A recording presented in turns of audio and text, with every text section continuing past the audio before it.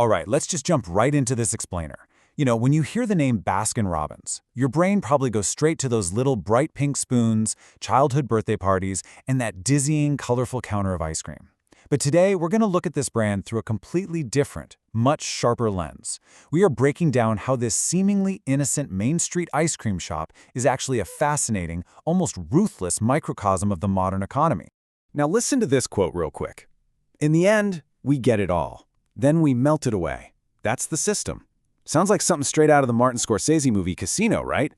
Well, that is exactly the vibe the source material uses to describe this evolution.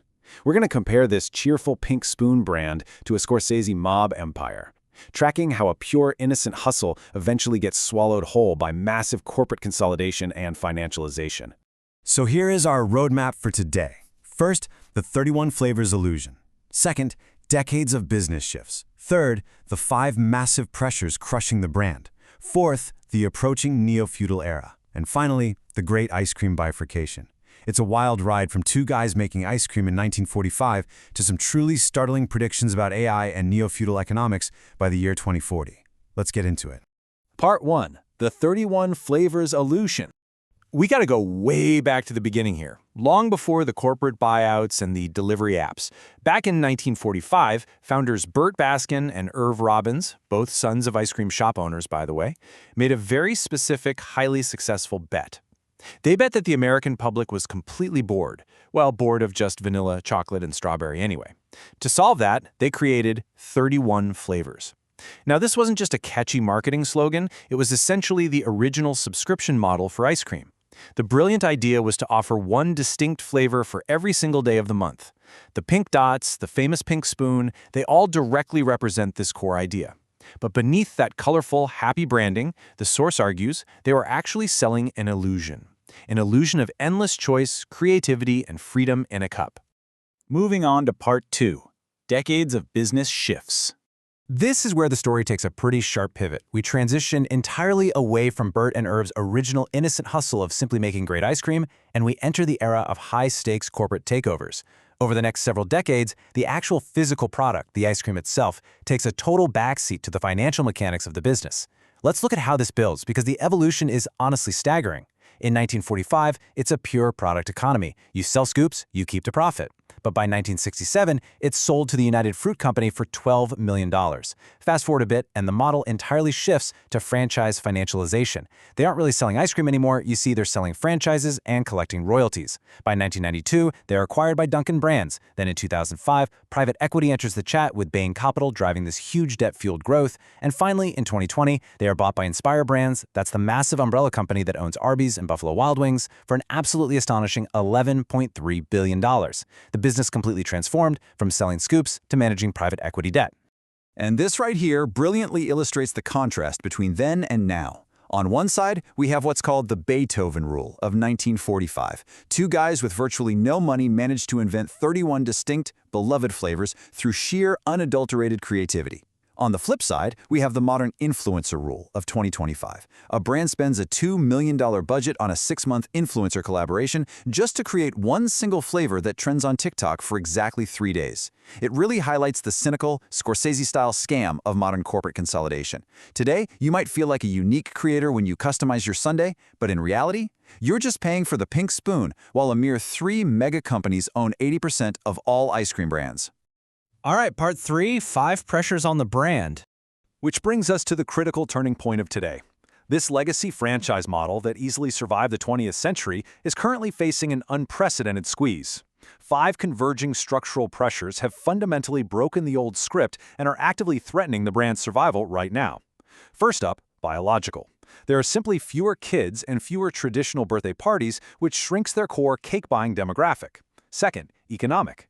To put this into perspective, back in 1970, buying a scoop cost about 15 minutes of an average wage. Today, a scoop with toppings can cost an entire hour's wage. That forces the brand into a premiumization strategy just to keep the lights on. Third is health. With the rise of sugar taxes, obesity lawsuits, and GLP-1 weight loss drugs, ice cream has officially been branded a guilty food. Fourth, institutional pressures. Food safety scandals, rising labor costs, and fierce fights between corporate and franchisees are eating away its stability. And finally, cultural. Gen Z just isn't doing the classic ice cream parlor date. They want their specific flavors delivered while they're scrolling TikTok on the couch. And that leads us directly into part 4, the neo-feudal era. Okay, this is where our explainer moves from present reality into some truly bleak, actually bleak but fascinating predictive scenarios starting around 2026. This is the phase where the attention and convenience economy takes total, unyielding control over how we consume food. Looking at the progression from 2026 to 2035, we see a wild shift. Step 1, store closures 2.0. Projections suggest 20% of physical U.S. locations could close as mall traffic dies and rents just skyrocket, leaving only drive-thrus and combo stores. Step 2 is AI flavor death. Picture a market absolutely flooded by 1,000 AI-generated viral flavors, with like 90% of them completely flopping within 2 weeks. And step 3 is the true neo-feudal shift: you will own nothing. Consumers are basically reduced to renting access. You might see a Brio monthly subscription, $19.99 for 4 pints delivered directly to your door, while an AI guillotine eliminates R&D teams, cashiers, and store managers, leaving nothing but delivery drivers and automated flavor supervisors. Now, you really have to focus on this startling number, 80 cents. Why is all this drastic neo-feudal restructuring happening? Because 80 cents is the estimated amount Baskin-Robbins actually makes per pint after delivery apps like DoorDash and Uber Eats take their massive 30% cut. When the platform delivery tax is that insanely high, it becomes mathematically clear exactly why the old in-person franchise parlor model is completely melting away. Finally, Part 5. The Great Ice Cream Bifurcation. Looking even further ahead to the highly speculative period of 2035 to 2040, the source material predicts a complete societal split. We're going to impartially explore this, but it's wild to think how deep cultural, economic, and political divides might eventually fracture something as universally loved as how we eat our ice cream. On one side, we have the coastal cloud scoopers. In this predictive model, these consumers rent their living pods, pay $8 for AI-generated, drone-delivered oat milk ice cream, and statistically vote blue.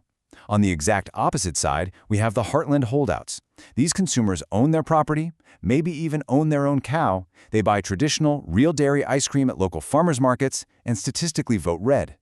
Now, regardless of where you might stand on any of that, the absolute key takeaway from this model is that the shared middle-class 31 flavors parlor culture, that unified physical space where everyone in town gathered together, it completely vanishes.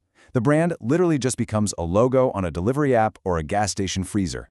So, as we wrap up this explainer, we really have to ask ourselves, what are the wild cards that could change this trajectory?